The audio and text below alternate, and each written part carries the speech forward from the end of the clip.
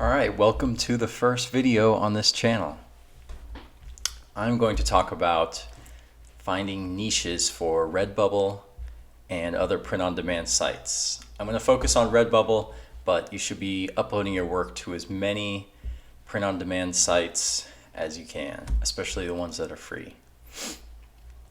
So the first step is finding a list of niches. So there's a few ways to do this. You can find them in different places online. If you want, you can simply search for list of niches, or you can be more specific and search for things like lists of hobbies for women, lists of hobbies for men, occupations, lists of occupations, and different things. You can search on Google, Wikipedia. So here's an example right here. You can look for occupations on Wikipedia. This list right here on a place called Niche Hacks has thousands of different niches. Now this isn't a print-on-demand niche list, but you can find lots of niches in here that you can use to find print-on-demand designs and design niches. You can find niches to sell in this way, but it is important to know that other sellers have access to these lists. So you want to get creative. There are other niches out there with passionate audiences that won't appear on some of these lists you'll find on Google and stuff. I can't tell you how to find these other passionate communities. You have to get kind of creative, but there's plenty of them out there. Ideally, you want to find a niche that's obscure enough that other print-on-demand sellers haven't tapped into it so much, but that's still passionate. All right, the next step is learning a little bit about the niche. So if you have no idea what this niche is about, have no experience with it, it's not a hobby of yours or an interest of yours, you want to look up sort of popular sayings, popular jargon. So I use a few different sites to kind of get background knowledge on these niches. So first one is Pinterest. You can look up, for example, if your niche was cats, you can look up cat quotes. You can learn, what sort of popular designs kind of pop up. You can see popular quotes. You can see the overall aesthetic of the niche, stylistically. Wikipedia is another good one for just general background knowledge. Here's the page for cats. You can learn the history, some other keywords might pop up in here that grab your attention. Google Images is another good one for imagery. Something might pop up, an illustration or a certain style, and it can give you more ideas, especially the related searches up here in the top row. It'll say, you search cat, but then kitten pops up, and you say, okay, that's a related keyword I can kind of look into. So I really like the related searches that Google gives you. Next, you want to look up designs in print-on-demand specifically. So my favorite way to do that is to search Amazon merch listings with Ryan Hogue's search merch tool. The best part about this is you can see the BSR and you can see which designs are selling well. So for example, these first few results have a pretty low BSR, and so you can say, okay, so people in this niche, people who are passionate about cats, are buying these designs. So for whatever niche you're looking up, plug it in, do a search, and you can see what people like. The next place I do research is Reddit. You can go to, if there's a subreddit for your topic, you can look up what people are talking about, what they're interested in, what they like. You can go to the top here and search. And by default, it'll give you the hot posts, which are kind of recent, but you want to look for like top of all time. It'll show you the most upvoted posts. And from there, you can get some background knowledge. You can get some ideas from there as well. And then the last one that I use is Twitter. You might not get as much help here, but you can search your keyword up at the top and see what people are talking about. You can sort it by latest, which will give you, what people are saying currently.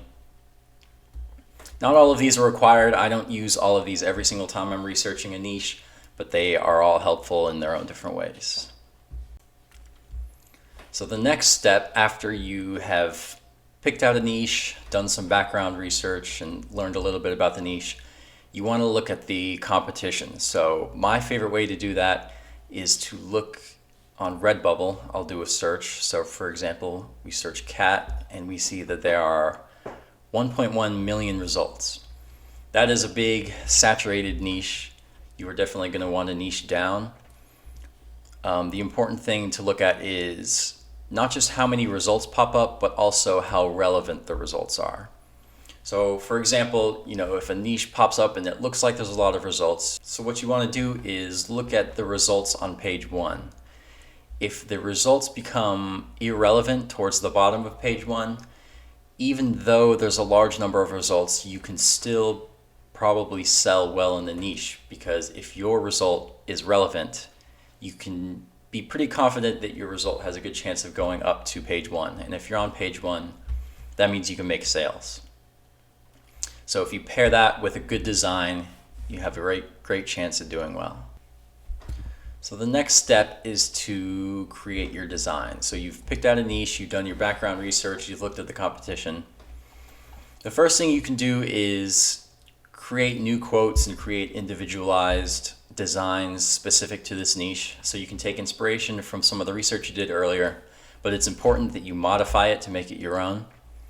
You can add your own graphics, change the wording of quotes, create your own quotes if you can come up with funny ideas. The other thing you can do is plug your niche into a list of scalable phrases. So a scalable phrase is basically like a funny saying or a quote, but you replace the keyword with whatever niche you are in. So for example, this design here says, "Ask me about my cat."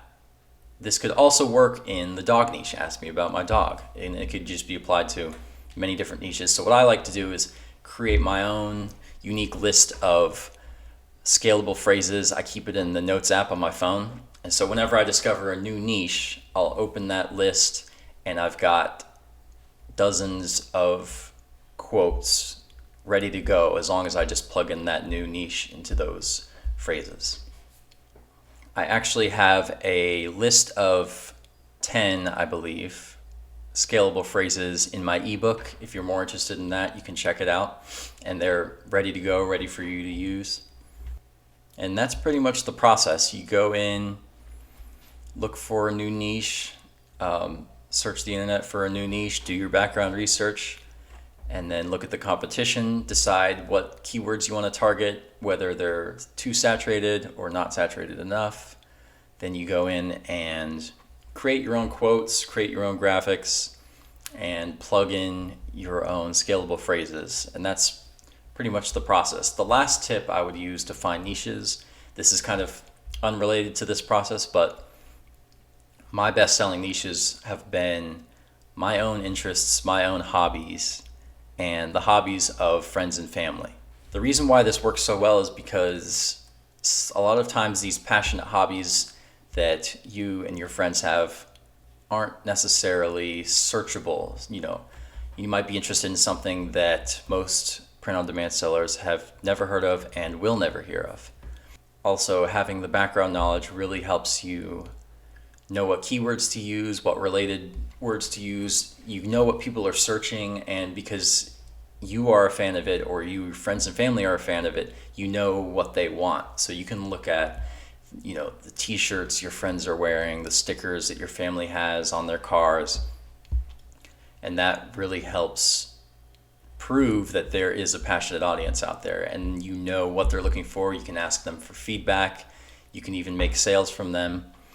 So it's good to know that there are potential buyers out there, and you pretty much have a streamlined process that way. So that's pretty much it. It's just kind of a short video. I just wanted to kind of put this out there. I've seen a lot of people on Twitter struggle with finding passionate audiences. That's a really important thing with print on demand. You don't just want to create your own art that you kind of created on a whim and just put it out there, because people aren't necessarily looking for generic art. So for example, I've seen people who are abstract artists, and they create, good abstract work, but it's just not searchable. There aren't people who are on Redbubble just trying to find artists. They're on there because they have hobbies, they have interests, they have things they are passionate about. So you need to take your abstract art or whatever type of art you create, take your style and apply it to a passionate audience. So maybe you're an abstract artist, but you know that there's people out there who are really passionate about their cats. So what you would do is you take your abstract style and apply it to cats. So you maybe create an abstract cat. That way, people who are searching for cats can find your work.